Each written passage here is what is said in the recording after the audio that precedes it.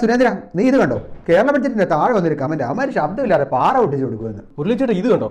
അവന്മാര് കുഴിയെടുക്കാതെ കിണർ നിർമ്മിച്ചെന്ന് തോന്നുന്നു. ഈ പദ്ധതിയൊക്കെ ആദ്യം കേരളത്തിലാണല്ലോ മുരളിച്ചേട്ടാ വരുന്നത്. ഇന്നത്തെ വാർത്താ സമ്മേളനത്തിൽ നമ്മളിതൊക്കെ കേന്ദ്രത്തിന്റെ പദ്ധതിയാന്ന് വെച്ച് കാച്ചിയാൽ മതിയായിരുന്നു. ഇത് ക്രെഡിറ്റ് മൊത്തം ആ വിജയം കൊണ്ടുപോകുമല്ലോ. അതിലിപ്പോ എന്തിരിക്കുന്നു മുരളിച്ചേട്ടാ? ഇതെല്ലാം കേന്ദ്രത്തിന്റെ പദ്ധതിയാണെന്ന് നമ്മളെ കേരളത്തിൽ എങ്ങനെ പ്രഖ്യാപിക്കുന്നു? ആഹാ, 2 വാഴകളുണ്ടല്ലോ. എടാ, നീയൊക്കെ മണ്ടന്മാരാണോ അങ്ങനെ അഭിനയിക്കുന്നതാണോ? എനിക്ക് അഭിനയിക്കാൻ അറിയില്ല ജി. മുരളിച്ചേട്ടാ നന്നായി അഭിനയിക്കും. ജയ് ശ്രീറാം. എടാ, നീയൊക്കെ ബഡ്ജറ്റിനെ കുറിച്ച് എന്താണ് രാവിലെ പറഞ്ഞു വെച്ചിട്ടുള്ളത്? നല്ലതൊന്നും പറഞ്ഞിട്ടില്ല ജി.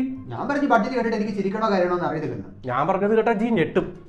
ബജറ്റ് അല്ല നടന്നത് ധനമന്ത്രിയുടെ കവല പ്രസംഗമാണെന്ന് ഞാൻ വെച്ച് കാച്ചി ജി. എടാ പൊട്ടന്മാരെ, ഇതിപ്പോ നമ്മുടെ ബഡ്ജറ്റിനെ പറ്റിയാ പറഞ്ഞെന്ന് വിചാരിക്കില്ല ആൾക്കാര്. അങ്ങനെയാണെങ്കിൽ എന്റെ ഒരു വെറൈറ്റി ഐഡിയ ഉണ്ട്. കേരള സർക്കാർ കൊണ്ടുവന്ന ഈ പുതിയ പദ്ധതിയില്ല കേന്ദ്ര സർക്കാരിന്റേതാണെന്ന് വെച്ചങ്ങ് കാച്ചു. അതിന്റെ പദ്ധതി? കേന്ദ്ര സർക്കാർ ശബ്ദമില്ലാതെ പാറ ഒട്ടിച്ചു, കേന്ദ്ര സർക്കാർ കുഴിയെടുക്കാതെ കിണർ നിർമ്മിച്ചു തരും. പ്രധാനമന്ത്രി പാറ പൊട്ടിക്കൽ, പ്രധാനമന്ത്രി കിണർ കുഴിക്കൽ യോജന. പേരെങ്ങനെയുണ്ട്? ജയ് ശ്രീറാം.